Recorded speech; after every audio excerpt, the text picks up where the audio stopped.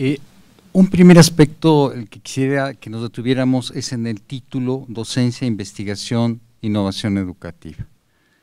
Y que nos quedáramos con el último término, innovación educativa, porque quisiera destacar cómo este término adquiere especial relevancia desde hace más de una década, y no solamente en el ámbito de la educación, inicialmente en el ámbito de la producción.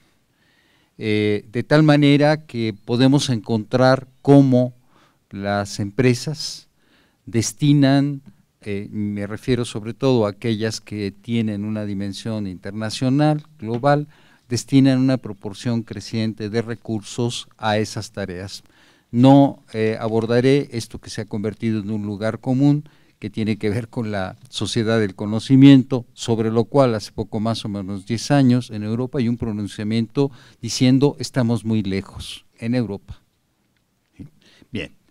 Entonces, para entender de dónde emerge el término, la preocupación y el énfasis, es decir, en qué crisol histórico se gesta esta iniciativa.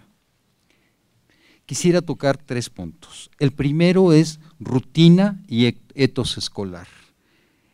Y al hablar de rutina y etos escolar, quisiera referirme a un aspecto que es el grado de prescripción de los programas y la definición de lo que debe llevar a cabo el maestro en la educación básica, a todo lo largo de la educación básica, pero también en la educación media y en la educación superior. Y lo digo de esta manera porque hay que valorar el efecto de la rutina sobre el sujeto. Un sujeto que hace una tarea que estimamos muy compleja, una tarea sobre la cual se despliegan transformaciones sociales delante de los ojos del maestro, si él recuerda los alumnos de hace 15 años y mira a los que tiene ahora, y esa transformación pasa a veces sin registro, porque la rutina mantiene una lógica de intervención frecuentemente recurrente. Entonces, esta recurrencia y esta rutina frente a esa dinámica social, a esa diversidad ahora de grupos sociales que se ha modificado en la medida que llegan a la educación media superior y a la educación superior, segmentos de la población, grupos sociales que antaño no arribaban. Y arriban con su historia, con sus referentes culturales, y historia y referentes culturales que pareciera que la rutina pasa por encima. No hay un momento para detenerse. A veces lo que hay es desconcierto porque no se entiende por qué estos alumnos de hoy son tan distintos a los de los años 70 cuando se crea la UAM, por ejemplo, ¿no? Y claro, el IPN en aquella época. Entonces, una pregunta es cuáles son los márgenes y las condiciones para innovar, es decir, para que ese término pueda tener un espacio y respirar. Hemos destacado, hemos compartido la importancia de lograr esto que denominamos aprendizajes significativos para el sujeto en esa diversidad cultural y frente a la heterogeneidad de condiciones en las que también operan las escuelas. Con esto a lo que quiero referirme es a que cuando hay cambios y cuando hay innovación, hay 2 aspectos que normalmente tocan la puerta y aunque no les abra uno, entran. Y es la heterogeneidad de los cambios y la diacronía de los cambios. Es decir, se plantean medidas para mejorar, para renovar, para cambiar, incluso para innovar, tomando en cuenta las primeras consideraciones, las de Pedro, y aún así esto se despliega en una gama variada, diversa.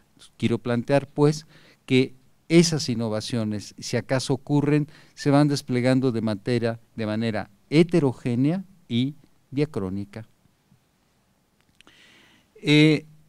Inevitable referirnos al término competencias después de lo que se ha dicho, para señalar algo sobre lo que hemos trabajado aquí con grupos diversos. Primero, la polisemia del término. Y segundo, el hecho de que hay experiencias no muy afortunadas en algunos países. Algo pasó en España, efectivamente, que la cosa se atoró. Y sin embargo, a sus colegas con los que tienen frontera, que son los franceses, ahí la cosa caminó de otra manera. Y lo que quiero decir es que hay que tener cuidado con generalizar, porque hay que comprender en qué condiciones una propuesta de cambio tiene curso y en qué otros casos no ocurre. Si se acuerdan, había un término en la Segunda Guerra Mundial para nombrar a las milanesas que se hacían con aserrín, ersatz, que quiere decir en forma de o como si. Y esto por la intención de trasladar ciertas propuestas de innovación de un sitio a otro sin contemplar las condiciones en las que eso fue posible y puede ser viable. Un segundo aspecto es plantear una pregunta: ¿la práctica docente acaso es un crisol posible de innovación o solamente los investigadores están en condiciones de innovar? Y es voltear a ver al maestro en su quehacer diario, y es voltear a verlo habiendo transitado, y los que estamos en esta mesa hemos transitado por ese lugar, el lugar del maestro en esa tarea cotidiana.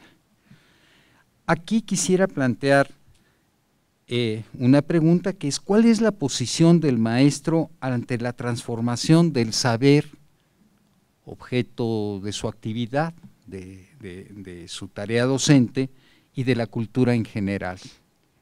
Porque va a aparecer algo que creo que se aludió, que es el tema del rigor con el que se puede articular un cierto saber.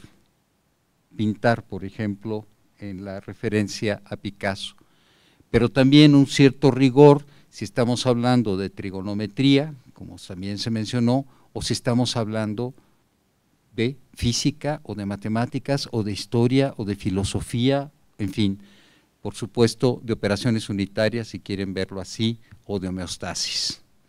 Y lo digo de esta manera, trabajando aquí, en donde tenemos una proporción muy importante de formaciones que tienen un basamento científico y tecnológico preponderante, para señalar que personajes como Schrödinger, ligado al desarrollo de la mecánica ondulatoria, ¿sí?, además del rigor que hemos constatado, se permite abordar temas de la cultura para trabajar la naturaleza y los griegos, que parecería algo discordante. Lo planteo porque hay que preguntarnos cuáles son los espacios y las condiciones para la innovación, para crear, para pensar de otra manera. Y quisiera contarles una experiencia. Por coincidencia, trabajaba en un lugar fuera de México y se celebraba un congreso internacional de matemáticas. En la plaza cercana a ese congreso habría grandes afiches, grandes pósters, muy grandes, con la fotografía de algún matemático o matemática famosa en una cierta escena y abajo un texto. Y el asunto tenía que ver con que estos hombres y mujeres dedicados a las matemáticas, creadores, tenían un punto coincidente. Pongo el primer ejemplo: una mujer que juega diariamente 2 o 3 horas billar. Y abajo dice que en ese espacio de tiempo, jugando billar, ella había vivido la experiencia de que se produjera una idea que le permitía retornar al trabajo. Había quien dedicaba X número de horas el sábado, 8 horas, para hacer una caminata por una zona de bosques tales o cuales.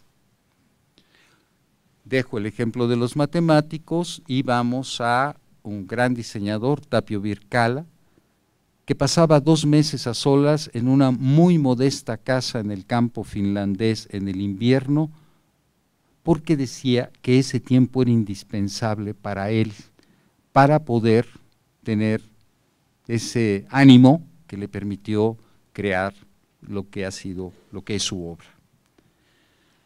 Planteó todo esto porque si bien hay un crisol colectivo para la innovación, los sujetos cuentan. ¿Y cuáles son las condiciones para que podamos generar propuestas de innovación en nuestra práctica como maestros? Reitero lo que ya mencioné, el rigor del saber sobre aquello en relación con lo cual intervenimos y la referencia a la cultura, al mundo, que permite variantes fuera de esto que sería una lógica de respuesta rutinaria. Entonces, yo podría preguntar a cada uno de los que están aquí, ¿tienen ese espacio? ¿Usted tiene ese espacio? ¿O cuáles son para usted esos espacios? Y hay un texto sobre eso que es realmente extraordinario. Es un breve texto, se llama El arte de olvidar lo insoportable, de John Cowper Bowie. Aquí está. No. John Cowper, C-O-W-P-E-R, Bowie, P-O-W-Y-S. Y el texto es extraordinario. Con el título basta. ¿Sí? Porque está ligado a lo anterior. ¿Cuáles pueden ser esos espacios en la vida de un maestro que le den la posibilidad de salir de ahí? Y cuando digo salir de ahí, es salir de esa rutina en esta ciudad así como es, con peceras como van y con metro que acaricia también, ¿no? Por un buen rato, ¿verdad? Hay que disfrutarlo. Bien, y con todo esto, lo que me interesa pues es destacar la importancia que puede tener para los sujetos que realizan las prácticas sociales esta posibilidad de innovación. En el caso de la minería, mineros, ¿sí?, se desarrollan formas de atacar la beta basadas en una lógica creada por los mineros. Encuentran una manera de atacar, de excavar, en la que no es incorporar la máquina directamente, no, hacen primero un corte que permite en una operación desprender una mayor cantidad de material. Si nosotros pensamos entonces en cómo enriquecemos, qué posibilidades tenemos de alentar ese enriquecimiento de nuestra práctica y ampliar esas posibilidades para que el sujeto despliegue, para que salga de ese punto adimensional en el que a veces lo coloca la rutina, para que despliegue primero en la recta, en una dimensión, en 2 dimensiones, en 3 dimensiones, sin menoscabo de lo que se ha señalado sobre una circunstancia del país y de la educación con rasgos críticos. Vuelvo sobre el arte de olvidar lo insoportable, porque seguimos viviendo a pesar de todo. Y cómo el maestro, la maestra, los maestros pueden encontrar esos márgenes que nos permiten, hoy en día trabajamos, hoy en la mañana en las instalaciones de Revillagigedo, ¿sí?, con un conjunto amplio de profesores de media superior para abordar el tema de lo categorial en la enseñanza de las ciencias y las humanidades como una vía para hacer frente a lo que usted nos planteaba al principio, ¿no?, todo no podemos ni queremos saberlo. Hay veces, hay cosas que cuando uno las sabe son muy feas. Entonces,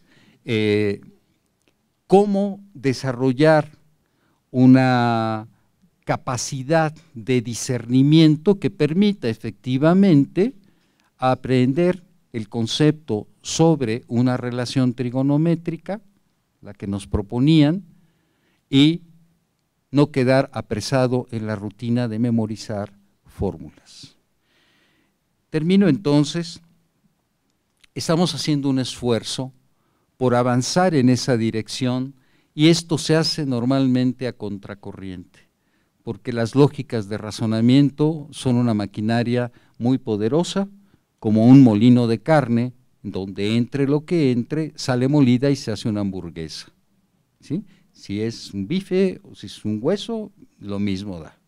Entonces, ¿cómo logramos, a pesar de todo, mantener el esfuerzo por alcanzar experiencias en la práctica docente que atiendan el desarrollo de un pensamiento categorial, que a esos jóvenes que recibimos, que son unos cuantos comparados con los millones que se forman, más de 4 millones en el medio superior, nosotros tenemos solamente 61,000, logren experiencias que les permitan discernir, comprender mejor la vida y tener una mayor capacidad de intervenir sobre el curso de sus vidas, y que siempre son vidas sociales, ¿no? Con todo ello, señalar la importancia de recuperar la dimensión de la innovación para los autores de las prácticas sociales.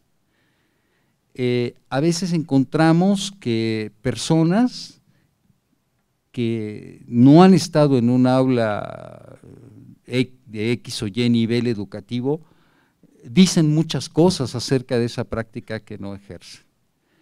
Creo que tenemos que seguir trabajando con los maestros, con esos maestros que tenemos de carne y hueso, como son aquí y ahora, y con ellos emprender esta búsqueda de posibilidades de mejorar la eficacia de la intervención que se expresa en aprendizajes complejos.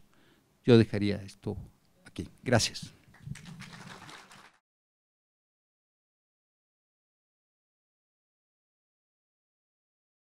Tengo la primera, que habla sobre el posgrado, que está dirigida al doctor Pedro Flores, en la cual dice que los docentes con posgrado no necesariamente son capaces de transmitir los conocimientos a los estudiantes.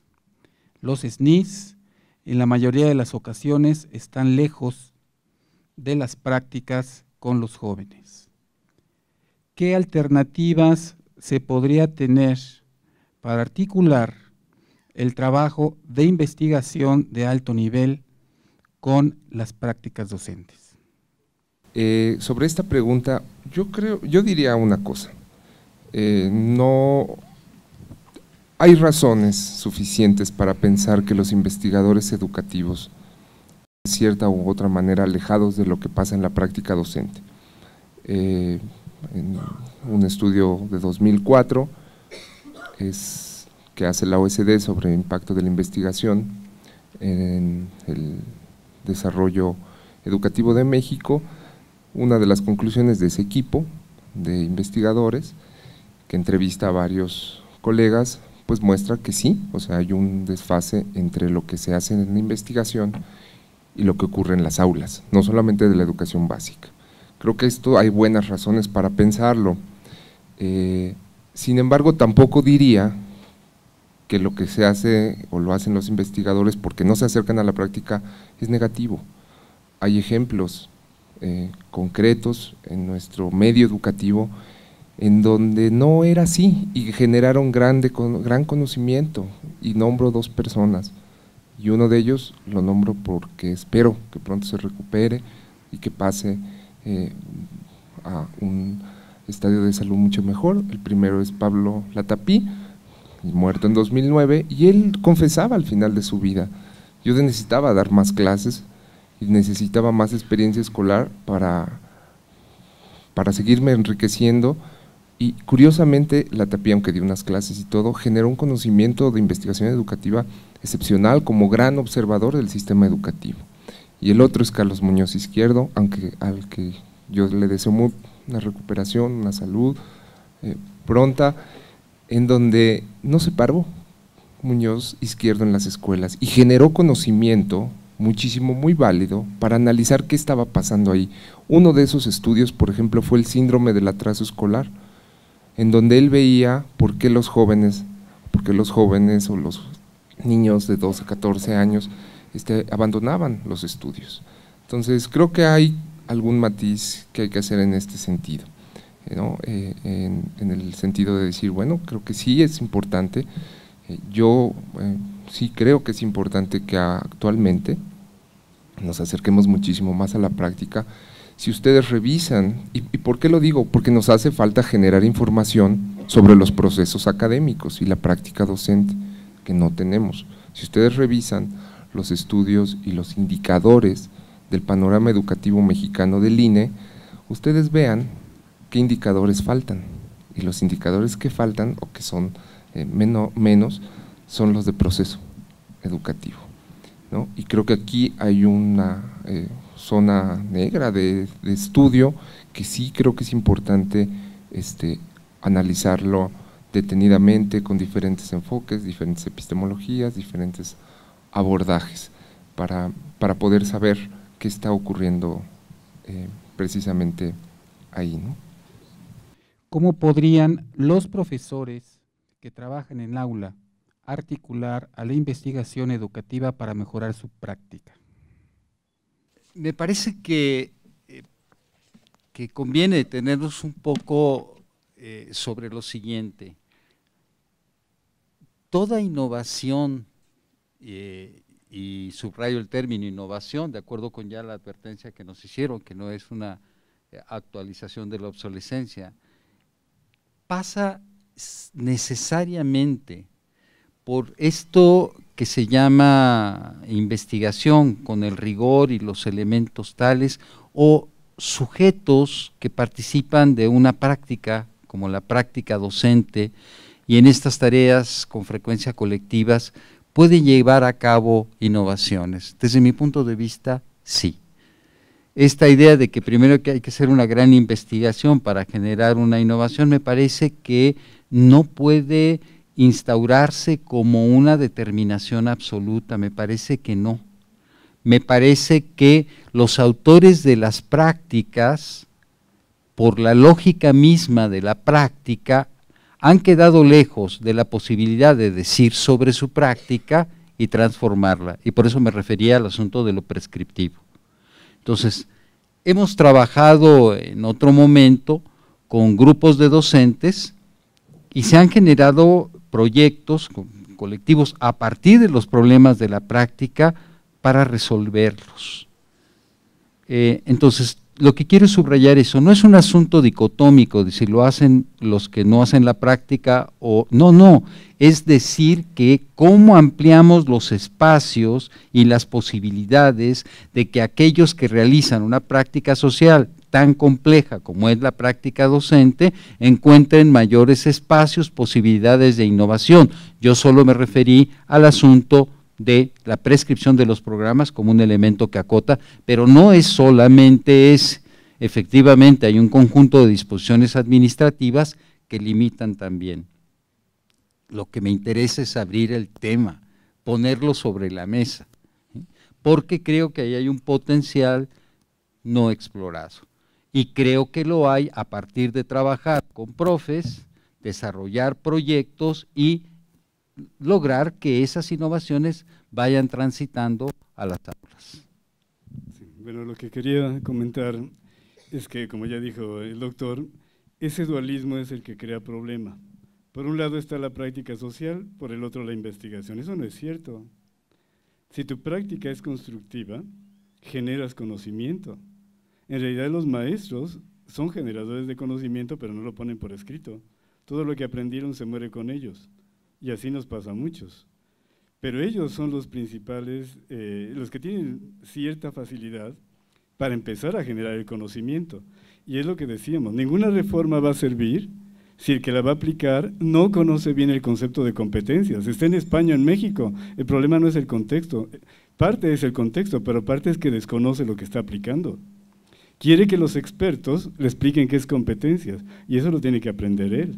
Si lo único que sabe es pedagogía, no va a poder enseñar nada. Para enseñar matemáticas hay que saber matemáticas. Si tú estás dando a nivel universitario genética, ¿qué prefieres? ¿Un investigador genetista o alguien que se leyó el libro el año pasado y te da genética? Un investigador. O sea, estamos formando médicos investigadores. No estamos formando médicos que no hagan investigación. Hoy cualquier profesión requiere generar conocimiento. Entonces, cuando dicen, no, yo no quiero un investigador porque vuela, pues qué bueno que vuela, porque así se hace el conocimiento. Te enseña metodología de investigación alguien que no ha publicado. Te enseña estadística alguien que no aplica estadística para la investigación. Te explica psicología cognitiva el que no ha estudiado y aplicado la psicología cognitiva en la investigación. No te va a enseñar nada. Te va a enseñar a repetir libros. Te va a enseñar a repetir teorías. En ese sentido, el maestro es investigador. En la UAP ya no hay profesores. Se llama, todos somos profesores investigadores, porque eso es lo que hacemos en la universidad. Si no estás haciendo así, estás haciendo parte de tu trabajo. En todas las universidades norteamericanas está claro que el profesor genera investigación o se va, ¿verdad? Si nada más va a repetir libros, sabrá mucha pedagogía, pero no está generando conocimiento. Y el mismo lo de primaria. El de primaria tiene que revalorar su práctica y empezar a plantearse qué estructuras cognitivas estoy generando. Debe ser un psicólogo cognitivo. Si nada más está repitiendo el programa, le falta la otra parte. Usa palabras como competencia, aprendizaje significativo, objetivo, y no los entiende, ni siquiera eso lee. O sea, ya ese sí es un problema. Entonces, tenemos que cambiar esa perspectiva, porque si no, vamos a seguir dando clases y no generando conocimiento en el salón de clases junto con los alumnos. Es un proceso de construcción social, la comprensión lectora, la comprensión matemática, se construye conjuntamente. Y ese es un proceso de generación de conocimiento. Si no lo vemos así, si es yo voy a dar clase, no tengo que generar conocimiento, caímos en ese dualismo. Creo que ese sería el error. Entonces, en ese sentido, hay miembros del SNI excelentes que te enseñan más que el que no lo tiene, pero un título no te asegura ser generador de conocimiento. O sea, es que la gente piensa, si ya tengo mi doctorado, voy a hacer SNI, voy a generar conocimiento. Lamentablemente no es tan fácil. Es un proceso social complejo y eso es lo que tenemos que empezar a cambiar, meternos a ese proceso social de construcción de conocimiento desde kinder. O sea, no, el de kinder no hace investigación. No entiendo por qué, si ellos saben muchas cosas que nosotros no, ¿verdad? A ver, primero, yo creo que investigación educativa es un término absolutamente indefinido, ¿no? Es decir, tenemos que decir qué entendemos por investigación y estrictamente investigar es generar conocimiento nuevo, y no conocimiento nuevo para mí, sino conocimiento nuevo para la frontera de conocimiento donde está el mundo. Si somos así, rigurosos, yo creo que todos en la vida lo que hacemos es reflexionar, estudiar, compartir con los colegas, etcétera, ¿no? Pero investigar es un oficio que tiene reglas, que tiene rigor, que tiene requisitos y que por lo tanto no tiene por qué tener una consecuencia docente.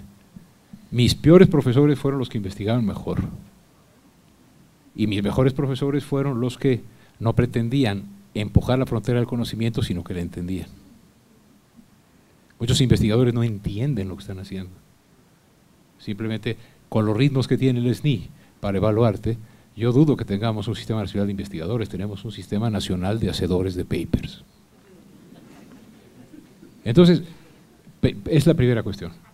Segunda, yo creo que investigación educativa le falta una palabra en medio. No hay educología. La educación es un proceso. No hay ciencias de la educación, hombre. Es una forma en que se produjeron doctores para poder cobrar los sobresueldos. Pero además no es culpa de ellos, sino que pues si dijeron que solo así se podía ser feliz, pues hay doctores en ciencias de la carne. Buenísimo, ¿no? Yo pensé que era lujuria 3. Sí. Taller práctico, imagínate, del Kama Sutra, ¿no? No, los pobres colegas zootecnistas que tuvieron que inventar que tenían que hacer un doctorado, ¿no? Entonces, a ver, si algo ha crecido son estas cuestiones. Entonces, hay sociología de la educación, economía de la educación, hay análisis político de la educación, hay didáctica, hay pedagogía, pero investigación educativa, sí, me parece muy elusivo. Creo yo que entonces, precisando las cosas, por ejemplo, la investigación educativa, cuando se hace, digamos, desde la sociología política, etcétera, lo que puede producir es opinión pública, crítica al poder, generar posibilidades de umbrales factibles y con ello cumple su trabajo, sin tocar lo que ocurre en el salón, porque esa es su chamba. En cambio, si se está haciendo investigación educativa y lo que hay es un componente, una mirada psicológica acerca de cómo se construyen las estructuras cognitivas, allá hay más posibilidad de intervención, pero cuidado, a los profesores mexicanos les avisan una semana antes que van a ser piagetianos, les dan un curso y órale, yo veo sensorio motriz este niño. ¿Tú? ¿Ya está abstracto concreto? ¿O qué chiste? No, chale, no, digo, es espantoso. O sea, en nombre de Piaget se han cometido crímenes, ¿no? Son constructivistas todos, ¿no? ¿Y cuál es el constructivismo? A ver, alguien explica el constructivismo con las manos en la bolsa. No es que el constructivismo, no, son cosas muy serias. Y es muy riesgoso meter la investigación en la psicogénesis al salón de clase, ¿no? Igual Vygotsky, también pasa con las competencias, ¿no? O sea, a ver, si un día quieren padecer, échense las 673 páginas que nos dejó como herencia el yerno, anexas al Diario Oficial de la Federación, en la que explica que de Sonora a Yucatán ya no se usan sombreros Tardán, sino que a las 8:15 de la mañana todos los niños de este país tienen que resolver un binomio cuadrado perfecto en cierto momento, y a las 8:30 otra cosa. O sea, eso es lo que decía David, yo creo, hay un montón de restricciones institucionales para la innovación, porque si no haces eso, no cobras, y tus chavos no sacan bien el enlace, por eso son heroicos los que tienen el espacio de la resistencia. Sí se puede, ¿no? Tiene razón David. Entonces, hay cosas que sí tienen que ver con los actores, pero yo sí quiero, si hay tiempo de discutirlo, ¿no? Que también enfrentemos el mito del docente investigador, se puso de moda, ¿no? Y Weber decía con toda razón que una persona que sea al mismo tiempo capaz de hacer docencia de gran calidad e investigación de gran calidad, pues es un fenómeno escasísimo. Yo creo que todos tenemos que ser académicos estudiosos, y unos, con base en el estudio de la frontera y su habilitación, tratar de empujar, y los otros, con el conocimiento de la frontera, tratar de diseñar estrategias pedagógicas. Pero esto del docente investigador, además ya las personas lo ponen en su tarjeta, ya no eres el profesor Gil, no, yo soy el docente investigador, señor doctor ilustrísimo, no.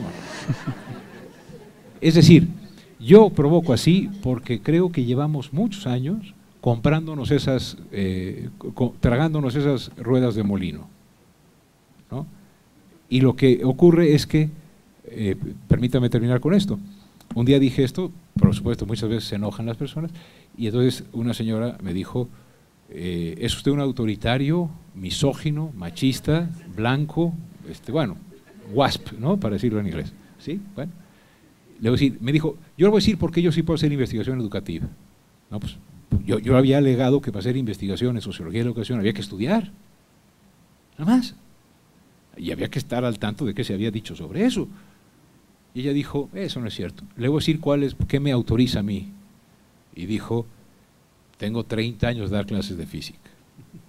Le dije, jolín, yo tengo 55 años de estar constituidos por átomos, y no puedo ir a dar clases de física. Creo que es interesante, pero es al revés. Cuando tú te dices, yo soy investigador, los maestros no pueden investigar, eres elitista y sacas tu tarjeta de investigador. Porque lo que estaba yo proponiendo es que nosotros trabajamos con maestros desde kinder. ¿Qué es lo que le falta al maestro para ser investigador? Rigor metodológico. Les damos programas de Excel para que generen sus curvas de reactivos y la entiendan en profundidad. Sí. Es cierto que la investigación requiere rigor. No porque dé clases va a ser investigador, pero ¿a poco no puede aprender el rigor metodológico de hacer investigación? Lo que le falta es hacer análisis de datos, meterse a investigar en matemáticas. Tenemos un dato de la Universidad de Puebla, de general del INAOE, de la UAP. Los artículos más citados ya no son de un autor, son de 6 autores para arriba. Los del CERN son de 2000 autores. La investigación es un proceso social, en el cual no voy a ir a tu escuela a pedirte que me prestes a tus niños para que yo, el investigador, te ilumine en tu práctica. Yo escribo el artículo y tú ya valiste. Hacemos procesos de investigación en colaboración. Incluso un psicólogo a lo mejor se une a uno de matemáticas en el análisis estadístico con otro de neurociencias para hacer la parte fisiológica. Ya no es el trabajo aislado. Hoy no es que yo, el investigador, que me sé todas las técnicas de análisis de varianza con 2 grupos, con medidas repetidas en uno de ellos, y los demás no saben. Se le enseña, porque también es un entrenamiento. No lo han recibido. Nuestros maestros no hacen investigación no porque no tengan el título, porque no tienen la metodología. No se trata de títulos, se trata de rigor metodológico. Estamos haciendo publicaciones con maestros de preparatoria y de secundaria, hasta de kinder. No se trata de que yo, el investigador, voy y te ilumino. Se trata de que aprendamos juntos a hacer investigación. El maestro en Finlandia tienen maestría, doctorado en primaria. Hacen investigación en el aula. El médico, no por ser clínico, no hace investigación. Cada caso es un proceso de investigación y si no lo ve así, está perdido. No se trata de tener un título más. Se trata de asimilar que parte de mi trabajo es generar conocimiento. Si quieren, quitémoslo lo de investigador. A mí no me importa el título, me importa el proceso social de generar conocimiento a través de la práctica, porque conocimiento no se genera en la teoría nada más, se genera en la práctica. Bueno, yo quisiera puntualizar, yo me refería al asunto de innovación en relación con la práctica. Y me parece que aparecen los criterios, y voy a cambiar el canal un poquito para poner la referencia, por ejemplo, los criterios de cientificidad. ¿Cuándo se hace una investigación científica? Pues hay científica, dije científica, no me refiero a otras prácticas, a otros ámbitos tan complejos como ese. Bueno, hay un conjunto de elementos que permiten establecer si hay producción de nuevos saberes, y con esto me refiero al tema de la frontera. Entonces, distinguir, y el punto que yo quería enfatizar es que puede haber innovación de la práctica que no necesariamente transita por la producción de saberes en la frontera. Ese era el asunto. Quiero ser claro en ese punto. Por eso decir, de la práctica a la innovación, sin pasar por la producción de saberes, de nuevos saberes, obviamente en la frontera. Un segundo asunto es subrayar que la educación es una práctica social, no es una disciplina, y viene muy bien el señalamiento de los abordajes disciplinarios, sociología de Tales, de la educación, psicología, es decir, en este híbrido entre disciplina y práctica. Desde un cierto punto de vista disciplinario, se discierne sobre la práctica, pero la práctica rebasa ese enfoque disciplinario, es más que eso, ¿sí? Bueno, entonces creo que el concepto de qué es investigar, qué es producir nuevos saberes, es lo que permite, a mi juicio, quizás encontrar poner las cosas en su lugar, en cuanto a si hay producción de saberes en la frontera con los autores de las prácticas o posibilidades de innovación que no necesariamente aportan esos saberes y no por ello Se descarta la posibilidad de una innovación que muestra su eficacia por sus resultados. Nada más, yo no dije que la investigación era más importante, nada más dije que era otra cosa. Ahora, estaba refiriéndome, aclaro, investigación científica. Entonces, producir conocimiento, pues es la condición para sobrevivir. Produce conocimiento, el pequeño, es decir, cuando jala una cosa, etcétera. Incluso conoce sus límites. Los chiquitos que Pellet estudiaba, de que con un bastón jalaban un juguete que antes no lo podían acercar porque no gatean, luego tratan de jalar la luna y se dan cuenta que no funcionó. Eso es conocimiento. Es decir, el proceso de conocimiento del Carlos Alfonso es buenísimo. Yo estoy dispuesto a aceptar que es un tipo de conocimiento que el que hacen los investigadores científicos, pero no es lo mismo. Nada más. Y si lo confundimos, hacemos que los profesores, en vez de compartir, por ejemplo, el catálogo de sus fracasos, condición indispensable para poder mejorar, estudien y citen que, no sabes qué, para los quebrados de 3, ahí está muy bien, ¿no? Está muy bien, voy a decir una estupidez, Lobachevsky o Messi. No, espérate, ¿cómo le has hecho? Ahora, ahí hay producción de conocimiento, y si por ello se llama investigación, yo nomás diría, bueno, distingamos de la investigación científica y entonces dejemos que los que hacen investigación científica hagan su chamba. Es un oficio, como el vulcanizador. Sí, o sea, lo que pasa es que en los prestigios es ahí donde yo critiqué que ahora ser doctor es un título nobiliario, y no es cierto, es una capacitación. Entonces, Alfonso, yo digo, eso que están haciendo es fantástico, necesario, muy importante, probablemente en términos sociales mucho más importante que mucha de la investigación que se realiza o se dice que realiza.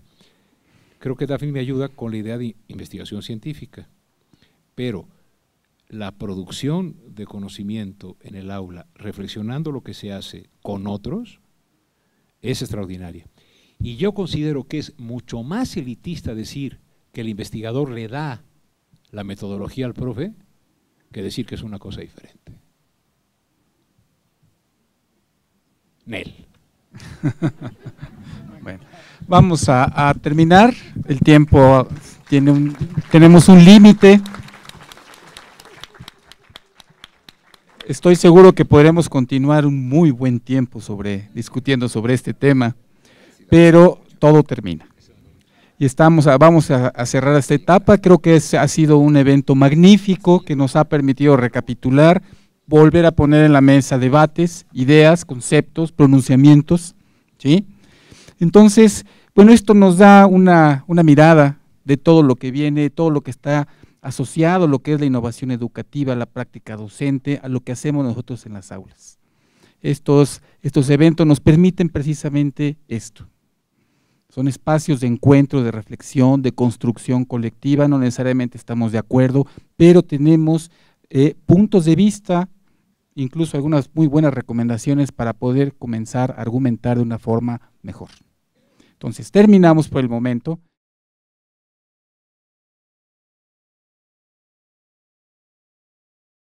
Vamos a proceder a hacer la clausura, pero primero voy a hacer algunos comentarios, una relatoría general sobre el evento. Agradezco a los miembros del Presidium que nos acompañan en este momento, representantes de las universidades convocantes, no se encuentran todos, porque algunos tuvieron que regresar a sus instituciones de origen. Me refiero entonces a esta jornada del Congreso Internacional de Innovación Educativa. Hemos llevado a cabo ya 8 ediciones, donde la comunidad académica de todas las instituciones convocantes e invitadas han compartido experiencias y reflexiones sobre el tema de innovación educativa. En esta ocasión, las instituciones convocantes, la Benemérita Universidad Autónoma de Puebla, el Instituto Politécnico Nacional, la Universidad Autónoma de Tamaulipas, la Universidad Nacional Agraria de Nicaragua, la Universidad Nacional Autónoma de Honduras, la Universidad Nacional Autónoma de México, la Universidad Nacional de Ingeniería de Nicaragua y la Universidad Veracruzana acordaron en su momento tratar la temática que hemos venido desarrollando durante todos estos 4 días, innovación educativa y sociedad, visión y tendencias. Sobre ella se enfatizaron temas como modelos formativos, desarrollo curricular, competencias docentes, internacionalización, evaluación, responsabilidad social, el papel del docente en el diseño curricular y modelos didácticos, así como constitución de redes de colaboración, entre otros muchos temas. Estos tópicos se debatieron en los 89 trabajos presentados a lo largo de estos días. Enfatizo que se recibieron más de 200, hubo una evaluación rigurosa y fueron 89 trabajos los que pudimos nosotros escuchar en el transcurso de estos días. Ustedes saben, este congreso incluyó 2 fases, una a distancia y otra presencial. La fase virtual se efectuó previamente a la presencial y fue coordinada por la Universidad Veracruzana y el Instituto Politécnico Nacional. Se centraron en 4 cursos y tuvimos 150 participantes inscritos. En la fase presencial se realizaron 26 actividades académicas, 4 conferencias magistrales, 3 paneles, 7 mesas temáticas, 15 mesas en las que se presentaron los 89 trabajos, de los cuales les acabo de mencionar, 5 talleres y la presentación del libro Gestión Educativa y Prospectiva Humanística. Durante el evento se mantuvo la presencia aproximadamente de 400 asistentes. No decayó jamás el interés.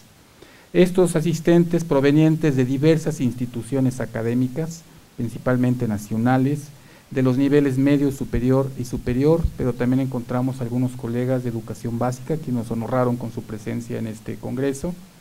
Todos ellos dieron seguimiento a una inauguración que fue espléndida, con la invitación de los señores rectores de las universidades que asistieron a la convocatoria que realizó el Instituto Politécnico Nacional, y esta también se transmitió de manera simultánea por internet. Hubo, como ahorita estamos cerrando, un excelente número de paneles. En los talleres, las mesas temáticas y presentaciones de los trabajos, se tuvo la participación de cerca de 375 personas. Recuerden que estábamos divididos a veces en varias actividades, algunos en el auditorio cónico, otros estábamos en una presentación de un libro, otros en mesas de trabajo, etcétera. Tuvimos la oportunidad de tener una gran cantidad de actividades. Las exposiciones de los panelistas, de los conferencistas, de los autores de los trabajos y en general de todos los participantes, porque tuvieron una participación muy activa a lo largo de este congreso, nos permitieron realizar una aproximación a la innovación desde distintos campos disciplinarios, contextos, experiencias y puntos de vista muy diversos. Si bien pueden parecer diversas las perspectivas, lo que sí es convergente es que se comparten preocupaciones y también se comparten ocupaciones.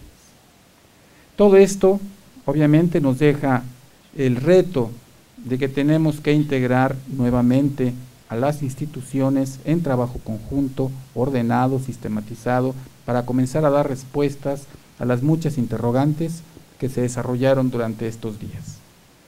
El trabajo, por supuesto, no termina aquí.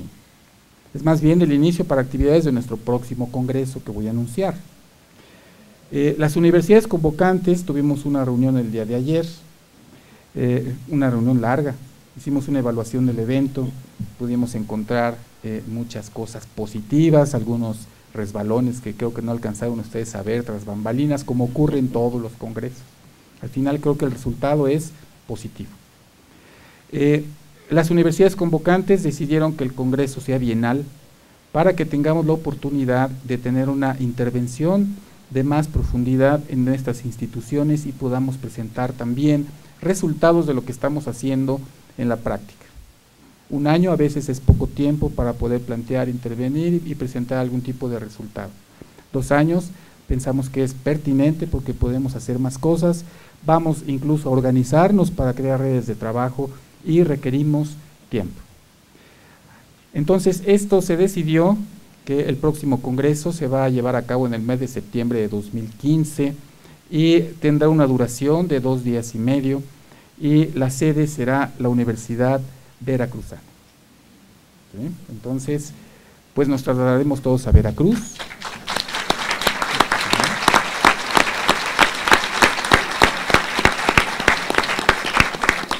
y esperamos que sea un congreso que ha ido subiendo, ha ido avanzando. Creo que cada vez tenemos mayor experiencia, más nivel, una participación muchísimo más nutrida. Es motivo de felicitarnos todos porque el trabajo que hemos podido reflejar aquí ha sido un trabajo colaborativo donde cada uno de nosotros ha tenido una acción principal para que esto se vaya consolidando. No sé si tuvieran mensaje de alguna de las personas que están en la mesa. Pues la emoción embarga después de estos días y el ver que ha sido un éxito el trabajo conjunto de las universidades convocantes, de la participación de todos los que de alguna u otra manera contribuyeron. El llegar al final pues causa emoción, y más aún cuando sabemos en nuestra universidad que será la sede del 9º Congreso Internacional de Innovación Educativa. Yo quiero nada más aprovechar para dar las gracias en primera instancia al Instituto Politécnico Nacional por permitirnos estar aquí, compartir, enriquecernos todos, y a las universidades convocantes que trabajamos mucho para lograr esto, pero principalmente a todos los que están aquí presentes y los que no están, que hicieron posible que esto llegara a su fin con mucho entusiasmo y con éxito. La Universidad Veracruzana se siente honrada de poder ser la sede del siguiente congreso. Sabemos que es un gran reto, pero también sabemos que con la participación de ustedes, de las universidades, vamos a lograrlo como se ha logrado en todas las ediciones y particularmente esta que hoy cerramos. Para todas las autoridades de la universidad, los que la conformamos, va a ser un gusto recibirlos allá, que visiten nuestro estado y que estamos seguros que vamos a tener éxito. Los esperamos allá en el 2015. Muchas gracias.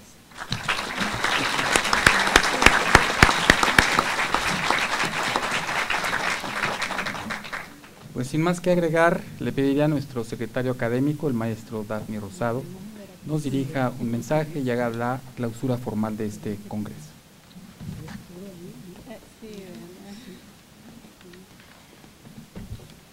Bueno, está aquello de obra acabada e inacabada. Aquí hemos concluido y han quedado sobre la mesa cualquier cantidad de interrogantes, de tareas. Así es trabajar en este ámbito que es el ámbito de la transmisión del saber, la transmisión de la cultura. Poco que agregar después de la recapitulación que se ha hecho sobre los resultados y la decisión de continuar ahora en Veracruz, en la sede de la Universidad Veracruzana. Creo que nada más que agregar, me parece que concluimos dejando el ánimo del porvenir.